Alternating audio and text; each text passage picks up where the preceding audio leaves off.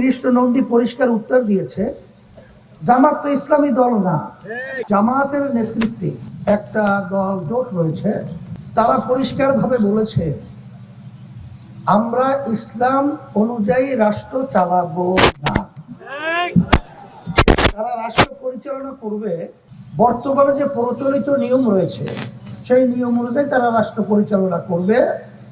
এটা তারা আমির সহ বিভিন্ন পর্যায়ের দায়িত্বশীলরা বলেছে। তারা যাক হিন্দু প্রার্থী দিয়েছে কৃষ্ণ নন্দী, তাকে সাংবাদিকরা প্রশ্ন করছিল যে আপনারা এর সঙ্গে জোটবদ্ধ হলেন কেন বা এর সঙ্গে গেলেন কেন?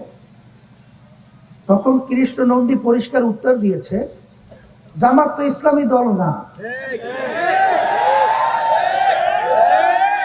ইসলামী দল বলে আপনি তাকে খাটো করতে চান কেন? জামাত তো ইসলামী দল না, ইসলাম বলে তাকে খাটো করতে চান কেন? একবার না কয়েক জায়গায় এটা বলেছে। তাদের সাথে জোটবদ্ধ কর্নেল অলি সাহেব পরিষ্কার বলেছেন যে জামাতের আমির তো বলেছে তারা শরিয়া অনুযায়ী দেশ পরিচালনা করবে না।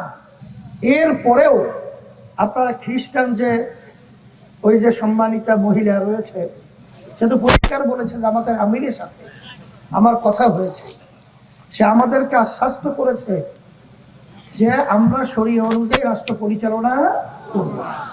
শরিয়া মানে কি? ইসলামী হলো শরিয়া।